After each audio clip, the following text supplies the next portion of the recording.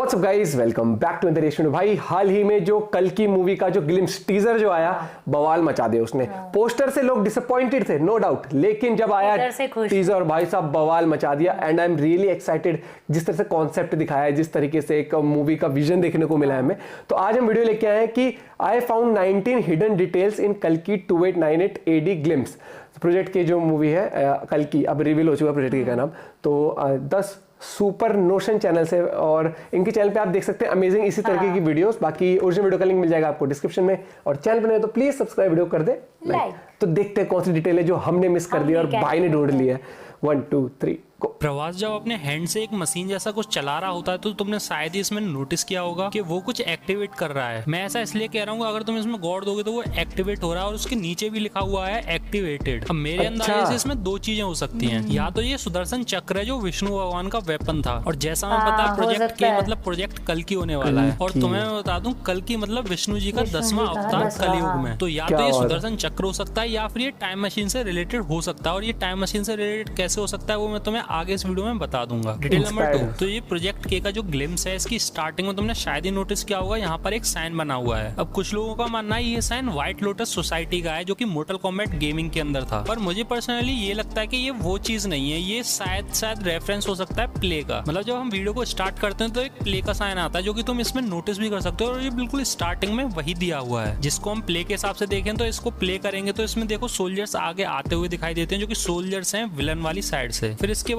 तुम इस बाबा के हेड पर एक अटैक नोटिस कर सकते हो। यहाँ पे ऐसा लगता है इसमें गोली लगी हुई है, पर ये गोली का साइन नहीं है, क्योंकि इस वीडियो में हमने देखा था कि इनके पास कोई बंदूक नहीं है, पर हाँ एक एडवांस टेक्नोलॉजी का एक वेपन है कोई। तो ये अटैक उसी वेपन से किया होगा। इसके जस्ट आगे ही फ्रेम में हम बच्चों को रोता हुआ देख सकते हैं, जो कि शायद उस बाबा से कनेक्टेड होंगे, या तो ये उन्हीं के बच्चे होंगे। वैसे मुझे ये लगता है ये दीपिका पादुकोण और प्रवास हैं, जिनके बचपन में ऐसा एक भयंकर अटैक हुआ होगा, जिसके बाद वो फाइनली जब बड़े हुए होंगे तो उन्होंने एक आर्मी बनाई होगी और उन्होंने अपने वेपन्स बनाए होंगे उस विलन से लड़ने के लिए। इस सब के बाद हम कुछ बच्चों को किडनैप होते हुए देख सकते हैं, जहाँ पर तुम नोटिस करोगे तो ये सारी की सारी लड़कियां हैं। ये किडनैप हुई हैं, ये मैं ऐसा इसलिए कह रहा हूँ क्योंकि इसके पीछे तुम रेड लाइट नोटिस कर सकते हो, और रेड लाइट इस मूवी में पूरा का पूरा रेफरेंस है एविल साइड, मतलब इस मूवी के विलन का। फिर इसके बाद एक फ्रेम में हम देखते हैं कि एक बच्चे को पानी पिलाया जा रहा होता है, लेकिन इधर पानी नहीं आता इस घड़े में से। तो ऐसा इसलिए क्योंकि ये कलयुग के चरम सीमा का एकदम पीक पॉइंट है। जैसा हमें पता है कि कलयुग के एंड में ना ही कोई नेचुरल रिसोर्सेज बचेगा, जैसे कि पानी, पेड़ या फिर कुछ भी। तो ये उसी का रेफरेंस है कि कलयुग अपनी चरम सीमा पे पहुंच चुका है, जहाँ पर इंसानों को पानी तक नसीब नहीं हो रहा है। फिर एक सीन में हम इस जगह को नोटिस कर सकते हैं। यहाँ पर ये जो गन है ये वही गन है जिसकी मैं बता रहा था कि बिल्कुल एडवांस गन, जिसमें ना कोई बैरल है ना कोई गोली है। बाकी तुम इसके पीछे नोटिस कर सकते हो पूरा का पूरा सूखा पड़ा हुआ है, जैसा मैंने बताया कि कलयुग में बिल्कुल भी पानी तक नहीं बचेगा। उसके बाद तुम इस सीन में नोटिस कर सकते हो यहाँ पर एक आदमी को बांधा हुआ है और उसके अंदर डाला जा रहा है किसी चीज के, जो कि शायद मुझे लगता है इसकी बलि दी जा रही है, क्योंकि इसके अंदर नोटिस कर सकते हो बोला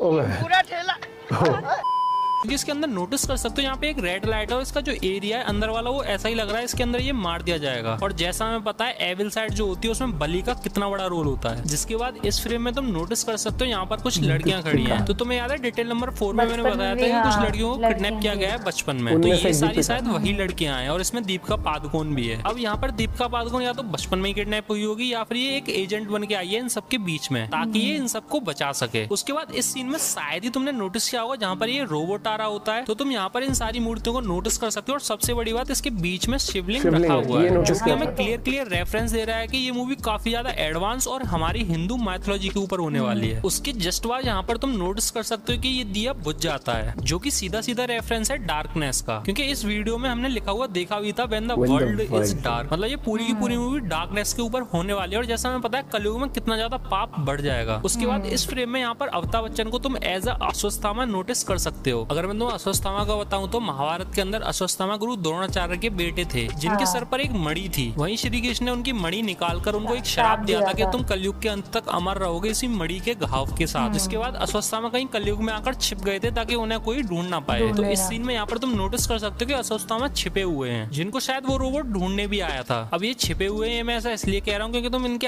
आसपास जाले नोटिस कर सकते हो। बाकी ये अश्वत्थामा ये तुम इनके हेड पर इस चीज से नोटिस कर सकते हो कि यहाँ पर रेड रेड हुआ पड़ा पड़ा है, निशान। जो कि सीधा सीधा रेफरेंस है जो मणि निकाली थी श्री कृष्ण ने, उसी का घाव है। इस डिटेल के लिए 1 लाख तो बनता है। भाई फिर साहब, कुछ फ्रेम्स OP आगे इस डिटेल। हाथ में तुम छोटी सी मूर्ति को नोटिस कर सकते हो, जो कि मैं गारंटी के साथ कर सकता हूँ तुम बिल्कुल भूल चुके होगे ये क्या चीज है। तो ये विष्णु जी के 10वें अवतार कल्कि जी की मूर्ति है, जो कि कलयुग में पैदा होंगे। उसके बाद एक सीन में यहाँ पर एक शूज में तुम यहाँ पे थ्रस्ट नोटिस कर सकते हो, जो कि शायद प्रवास ने पहन रखे होंगे, क्योंकि इन्हीं की मदद से प्रवास उड़ सकता है। क्योंकि इसके जस्ट नेक्स्ट फ्रेम में ही प्रवास ने यहाँ पर एंट्री की है सुपर हीरो वाली उड़ के, क्योंकि इसके जो खड़े होने का जो पोस्चर है वो बिल्कुल मैच कर रहा है बिल्कुल सुपर हीरो वाली लैंडिंग से। इसके बाद इस फ्रेम में तुम नोटिस कर सकते हो यहाँ पर कुछ लोग खड़े हुए हैं, प्रवास किसी के आगे खड़ा हुआ है, जो कि मोस्ट प्रोबेबली इस मूवी का विलन होगा, मतलब कमल हसन सर। फिर कुछ फ्रेम्स आगे यहाँ पर तुम एक हाथ गिरता हुआ नोटिस कर सकते हो, जो कि मैं तुम्हें बता दूं वो एक मूर्ति का आता है, वही मूर्ति जो इसके साइड में खड़ी हुई है बड़ी सी। इसके बाद तुम यहाँ पर कुछ लोगों को नोटिस कर सकते हो जो कि अच्छे लोग हैं, क्योंकि इनके हाथ में एक शील्ड है जिसपे ब्लू कलर है। और जैसा हमें पता है इस मूवी के अंदर ब्लू कलर अच्छे लोगों के लिए दिखाया गया है और रेड कलर विलन्स के लिए। फिर फाइनली हमें फाइनल बैटल जैसा कुछ दिखाई देता है, क्योंकि यहाँ पर तुम नोटिस कर सकते हो एक साइड से रेड अटैक हो रहा है और एक साइड से ब्लू अटैक हो रहा है, मतलब गुड वर्सेस इविल। इसके बाद डिटेल नंबर 18 बहुत ही ज्यादा इंपॉर्टेंट है। तो यहाँ पर ये आदमी कहता है व्हाट इज प्रोजेक्ट के,